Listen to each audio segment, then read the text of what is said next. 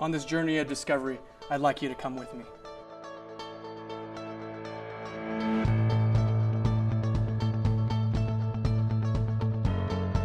Discovery is the reason that we learn. I think discovery is the feeling that you get once you find something that hasn't been found before. Discovery is at its core, I think, altruistic. Taking information and skills and knowledge that you already have and using it to put to a new topic, a new source. To contribute to the general body of knowledge, but also we want to keep in focus how we can support airmen and the war fighter. It means discover, uncover, like take the cover off.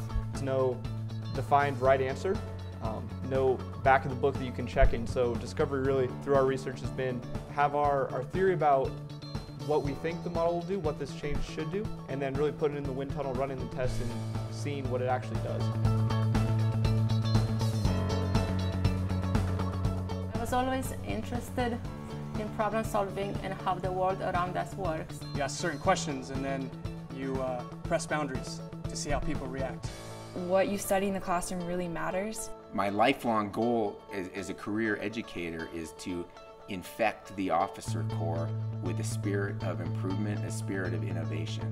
I do think that research is integral to teaching. People with a growth mindset have greater academic achievement and persistence. When I arrived, I figured I would be an intern. What actually happened was he handed me my own project, he showed me around the lab, and he said, go for it. I really hope that my research actually helps policymakers. So the hope of my research is that we can take a new stance on how we want to deal with China in the cyber domain. This summer, I worked at the Defense Intelligence Agency, and based on the courses I took here at the Air Force Academy, I was placed on their open source analysis team. By the end of my research, I had reported over 650 new employees, wrote 8 reports that were published into the Intel community and used by other agencies, and I was able to find the research university where these people were being sent to learn how to build the weapon system.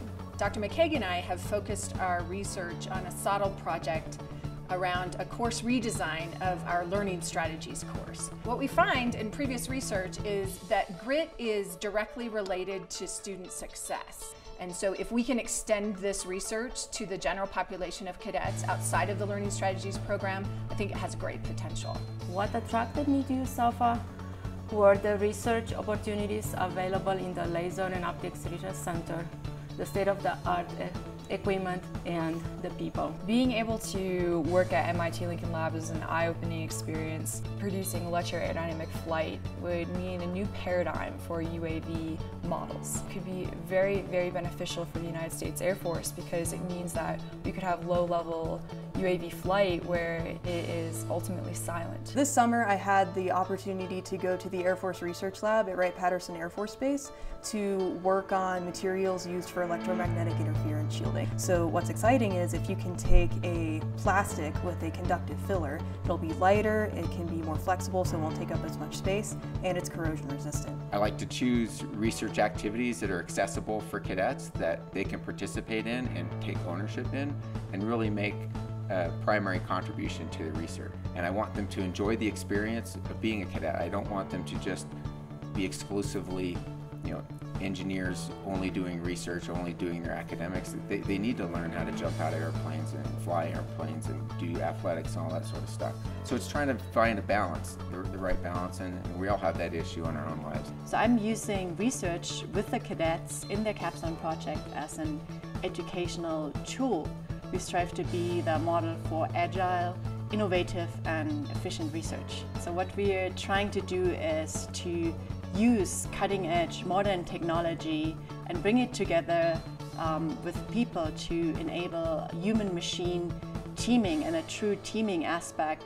In the middle of the American Revolution, John Adams wrote to his wife Abigail that he had to study politics and war so that his children and grandchildren would have the liberty to study mathematics, philosophy, and music. That the burden of studying war belongs to a select few in every generation.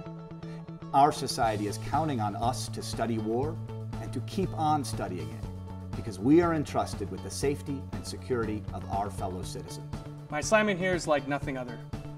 I get to work with cadets every day, my peers, people I look up to, and I get to do things that I love doing, teaching in the classroom.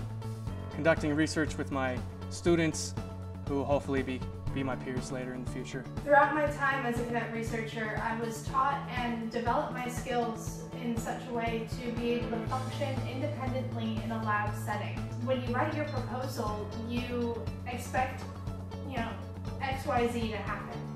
But what really happens is A, S, Q, P, and T. So being a student athlete here at the Air Force Academy has really taught me a lot about myself and teamwork, and especially time management. There's not really any spare time in my day to waste doing other things. Being an athlete takes up a lot of my afternoon, so it makes me focus hard to get my schoolwork done and stay on top of athletics. But it's also presented me with a lot of amazing opportunities, such as traveling all around the nation and doing a pep rally at the Pentagon and meeting all kinds of amazing people.